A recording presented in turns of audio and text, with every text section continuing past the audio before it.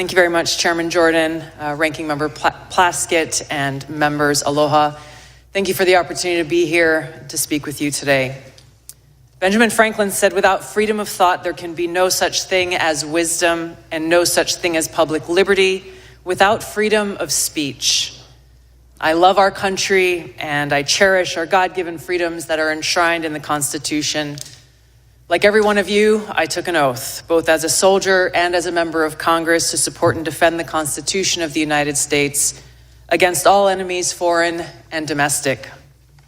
Now, I've had the privilege of serving alongside many of you in Congress for 8 years, representing the people of Hawaii's 2nd Congressional District, serving on the Armed Services and Foreign Affairs Committees.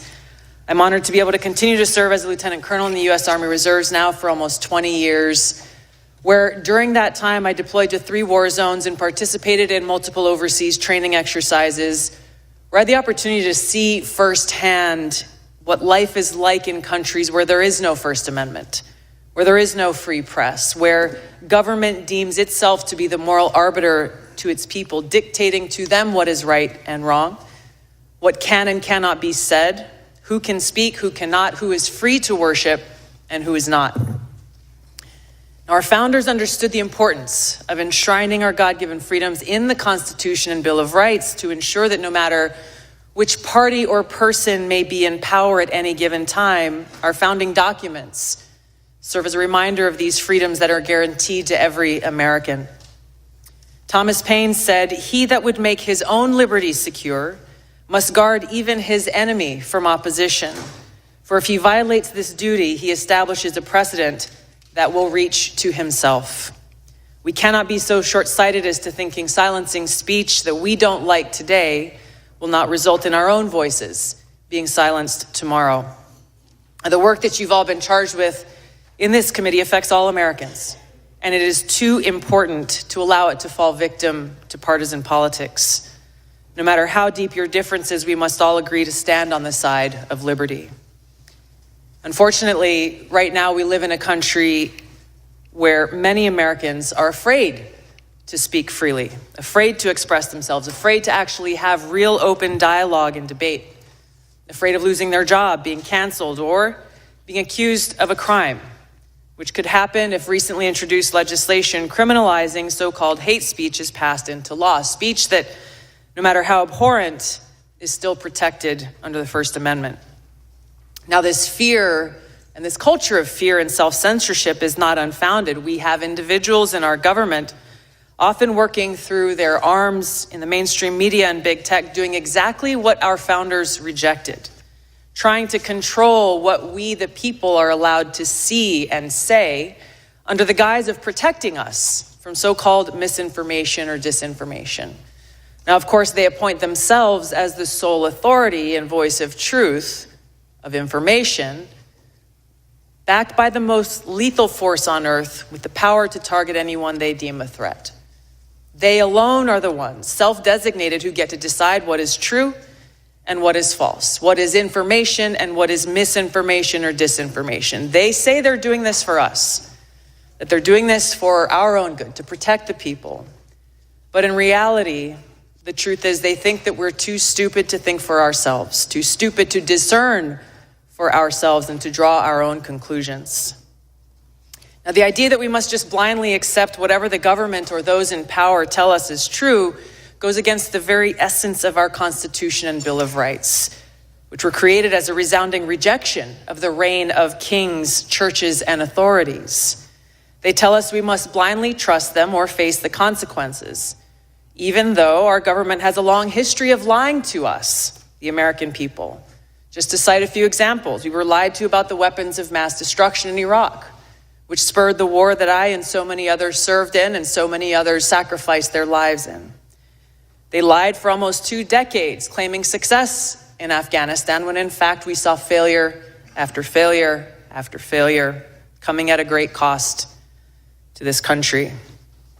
We saw lies about Vietnam that were revealed in the release of the Pentagon Papers. We saw lies about our own government illegally surveilling Americans. These are just a few examples. There are many more. Ranking Member Plaskett talked in her opening comments about how individuals in the FBI also throughout our country's history have abused their power, weaponizing those agencies to advance their own political interests. This is not and cannot be reduced to a partisan fight. The stakes are too high. We all must recognize our own responsibility to stand against such abuses. But as we sit here today, the danger is that if we choose to reject or challenge whatever those in power declare is the so-called truth, we are accused of being anti-authority. We are accused of being a danger to society, accused of spreading misinformation, and are then targeted, smeared, and called things like Russian asset, white supremacist, bigot, racist, sexist, extremist, traitor, and so on. More dangerous than any baseless smear, our own government institutions, which exist to serve the people, they are being weaponized against us. The Department of Homeland Security declared a heightened domestic terrorism threat due to three factors. The first of which is, quote, the proliferation of false or misleading narratives which sow discord or undermine public trust in U.S. government institutions, end of quote.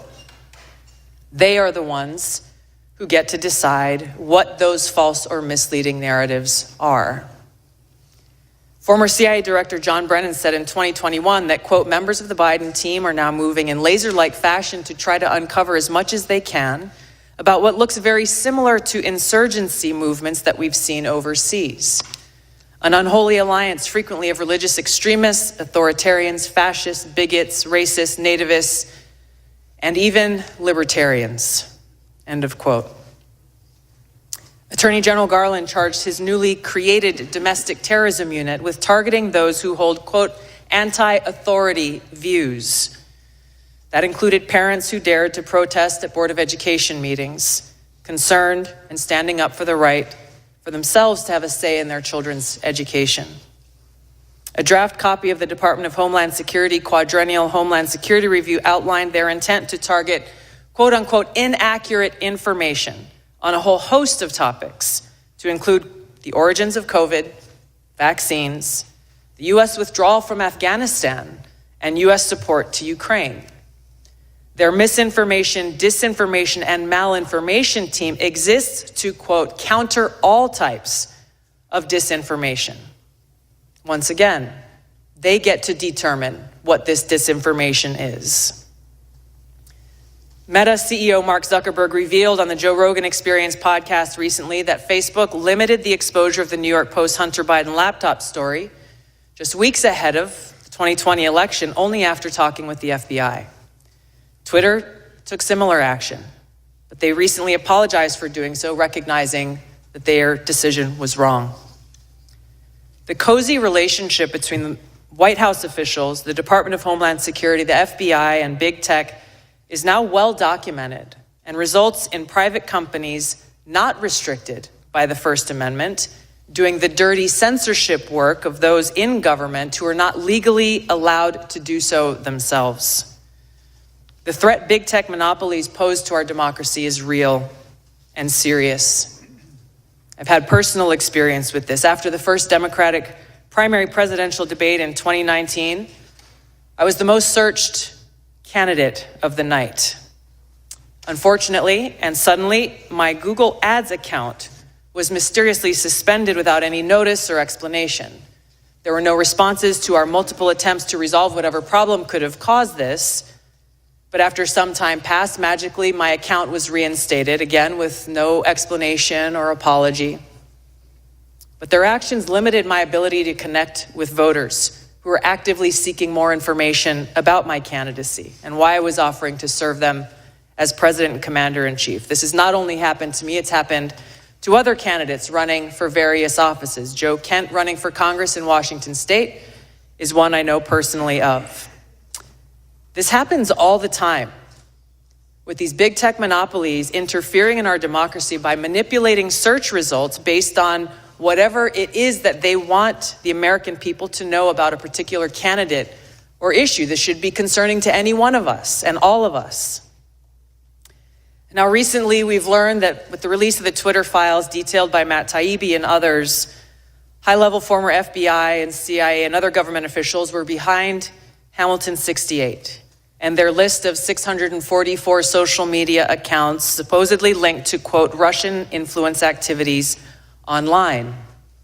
Now, Hamilton 68's work was widely cited as fact by institutions like Harvard and Stanford, by mainstream news organizations across the board, by members of the House of Representatives and Senate from both political parties, including the head of the Intelligence Committee. The problem is, it was false. Twitter themselves determined that the vast majority of accounts that Hamilton 68 targeted on this list of 644 were, quote, neither strongly Russian nor strongly bots, end of quote. They were mostly anti-establishment American voices from across the political spectrum. I was one of them.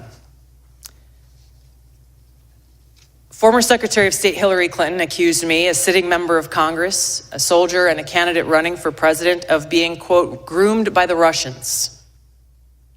Her baseless smear worked as intended.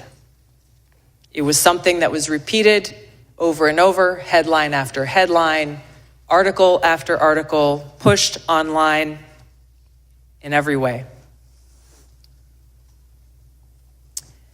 This had the harmful impact that was intended. I could give you many examples of interactions that I've had with people throughout that campaign and still today. But I remember one in particular that had an impact. Just weeks after this statement was made, I was in South Carolina at a campaign event when an elderly woman came up to me, and I could tell that she was very disturbed. She came up and she put her hands on my shoulders and she looked into my eyes, her eyes welling up, hands shaking, and she said, "Look me in the eyes. I need to know if you are working for Putin." She was serious. I couldn't believe it.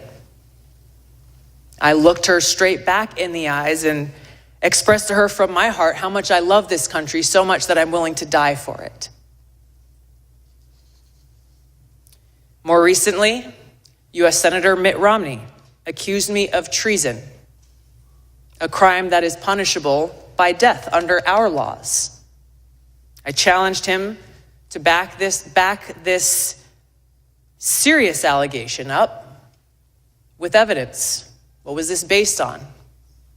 There was no response, no explanation, no evidence, and certainly no apology.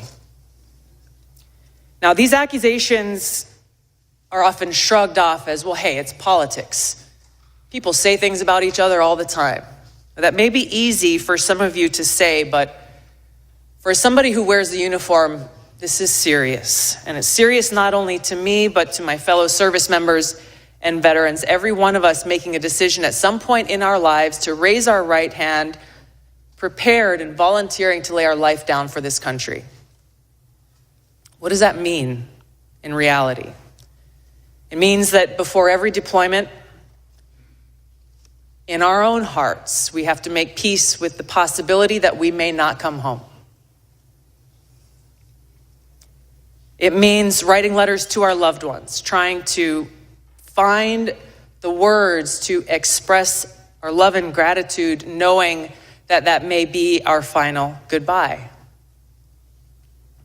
It means for those of us who do come home, doing our best every single day to honor the great sacrifices of our brothers and sisters who paid that ultimate price.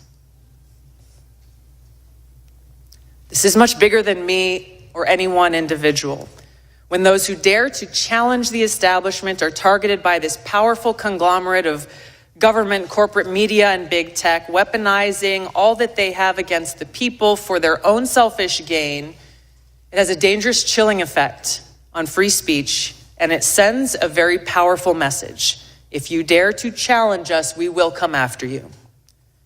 The more we allow this to happen, we start looking less and less like a democratic republic and more like a banana republic. Instead of a government ordained to secure these rights, we are now increasingly facing a government determined to take those rights away. George Washington warned, "For if men are to be precluded from offering their sentiments on a matter which may involve the most serious and alarming consequences that that can invite the consideration of mankind, reason is of no use to us.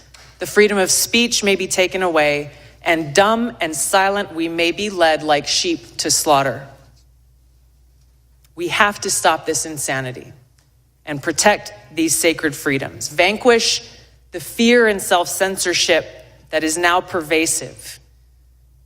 Every one of us taking action to breathe new life into the open marketplace of ideas that is at the heart of a thriving democracy, encouraging vigorous and substantive debate, encouraging people to think for themselves so we can draw our own conclusions, where we can disagree without devolving into hate, where we can respect each other as fellow Americans and treat each other with aloha.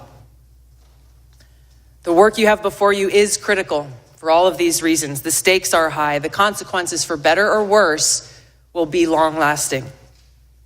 And for the sake of the American people, our freedom, and the future of this country we love, I pray we can set aside our partisan differences and commit to standing together to defend the constitutional right of every American to live free. Thank you, Mr. Chairman.